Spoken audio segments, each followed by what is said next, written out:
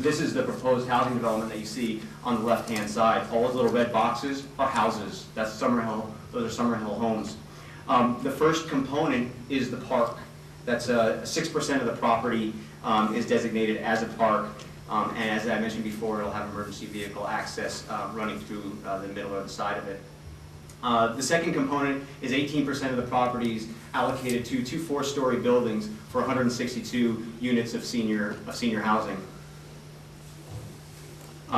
The third component is a private lawn for the seniors that are living there, and there is a security fence with no public access unless invited. And lastly is the 60% of the property is taken up by $110 million homes built by Summerhill. And these are 2.5 to 3+ story buildings, and the public land that they'll provide is pretty much the streets and the street parking.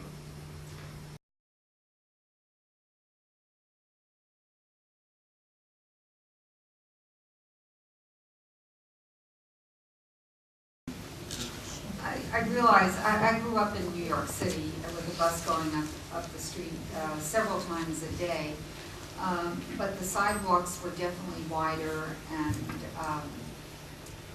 I don't know, I travel Winchester right now and I don't see I rarely see anybody crossing the street, so I really have concern for anybody trying to get across that area, unless something is redesigned or even an overpass. Thank you.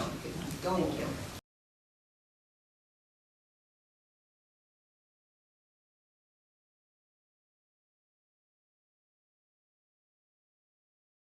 An important point to notice is that the senior housing garden will not be open to the general public because of security. That's the 2.5-acre park.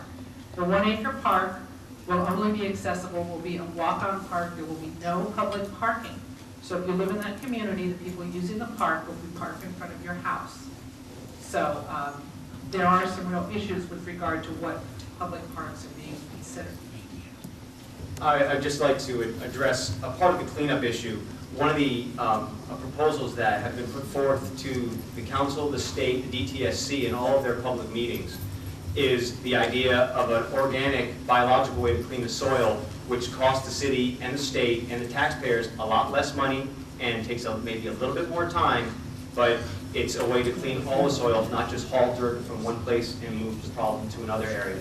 The process is called bioremediation. The Department of Toxic Substances Control have approved this use. They've done it in Morgan Hill with a similar site with similar contaminants and pesticides on the property. It's a known practice. It's not black magic. It's used today. It's safe. It's organic, and it costs a lot less money.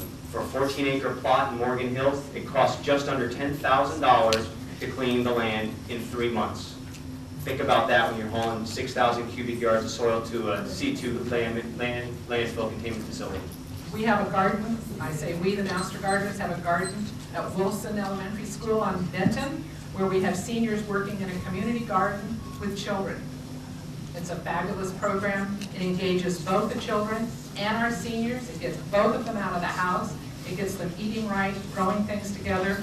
It's like grandparents are adopting grandkids and vice versa. It's a good program, and it can be, there's a program in Mountain View, and it can be done at BAREC.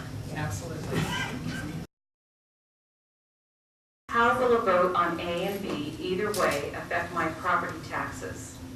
I looked at this, again, as just a Joe citizen. From what I can tell by basic economics, is that when there's housing on a piece of property, it doesn't collect too much taxes. I don't know how much, I really couldn't tell you. Commercial is where it's at. Commercial is what really puts tax revenue into the city's coffers. The thing that needs to be looked at is real estate's all over the city. This is one part of the city. This is something where if Santa Clara takes a minute to step back and get out of the development mode, you can actually look at how this land can actually help increase the value to Santa Clara, the citizens, make it a destination, make it something that people will actually pay to attend, have people from all over the country actually attend something special on this site. maybe. Those are all possibilities should a no vote occur. The city loses money with housing, and it is costly to maintain. The developer has stated that there will be something like $23,000 per year that comes into the city for this land. That will not even pay for one half of a fireman. 500, if the development will bring in about 500 new residents, which is roughly a 0.5% increase in city population. Given the well-known credit crunch and the downturn in the housing market, what assurance has Summerhill given the city that it will not declare bankruptcy and walk away in the middle of the project, as has happened with other builders? Where there are different kinds of markets, obviously in that 30-year time frame. So it's just not going to happen unless there's some kind of a disastrous event in the world, let's say. But that is not anything that's going to happen. Rebuttal, 30 seconds. I only need 3. PG&E, they filed bankruptcy too.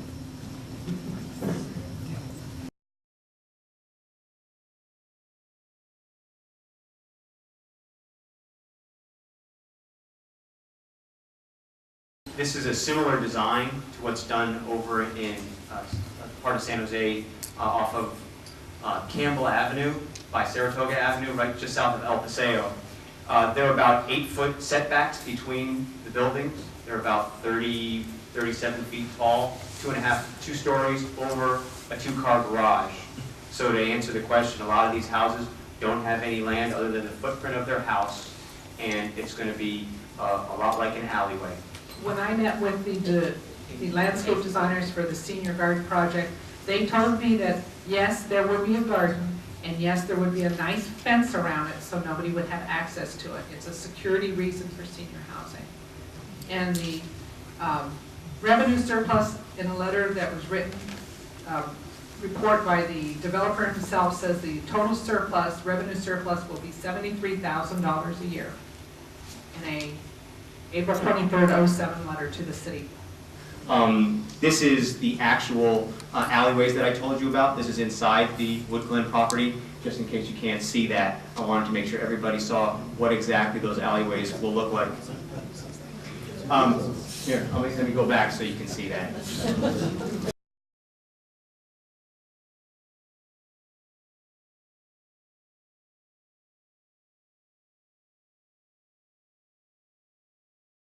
Because we had literally 20 to 21 days to get roughly 12,000 signatures, our volunteers were out there working with the community, and we enlisted the help of professionals to actually help us gather signatures.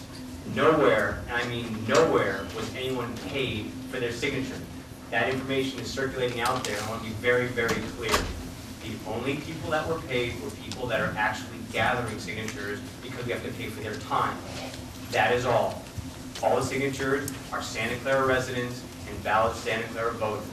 They're the ones that put this on the ballot. They're the only ones that can put it on the ballot. They're the only ones that can vote on this issue.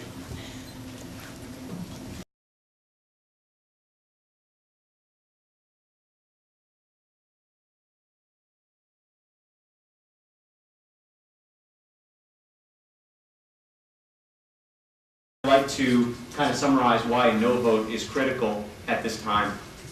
First, it eliminates the requirements for Summerhill to build their $1 million homes. Second, supports senior citizens' options going forward in the city of Santa Clara and not lock them into a limited development. Third, preserve potential for open space for future generations and let the citizens of Santa Clara determine how that open space is to be used. And lastly, and probably the most important thing, is let the process begin again with all the community involved.